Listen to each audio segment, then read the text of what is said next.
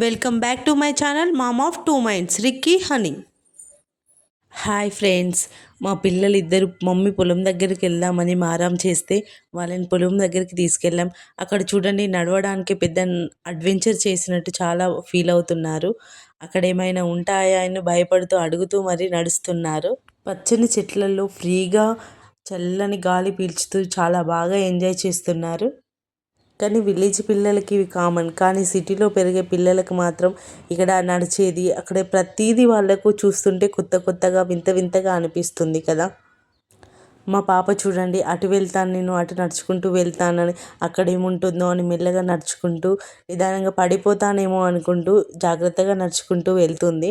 వాళ్ళ అన్నయ్యని పిలుస్తుంది, రా అన్నయ్య అటు వెళ్దాం అనేసి వాళ్ళ అన్నయ్యకి కూడా చెప్తుంది. కానీ సిటీ పిల్లలకి మరియు పల్లెటూరు పిల్లలకి మాత్రం చాలా తేడా ఉంటుంది కదండి.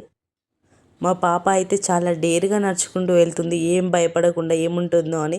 కానీ మా బాబు అలా కాదు, చాలా భయపడుతున్నాడు. వాడు ఏమైనా ఉంటుందా లేదా అని చెప్పేసి చాలా భయపడుతూ నడుస్తున్నాడు. ఇంట్లో ఇద్దరు పిల్లలు ఉంటే అంతే కదండి, ఒకరు చాలా ధైర్యంగా ఉంటారు, ఒకరు ధైర్యంగా ఉండరు. అన్నయ్య చెల్లికి ధైర్యం చెప్పాలి, కానీ మా ఇంట్లో అలా కాదు. చెల్లి అన్నయ్యకి ప్రతి విషయంలో ధైర్యం చెప్తుంది.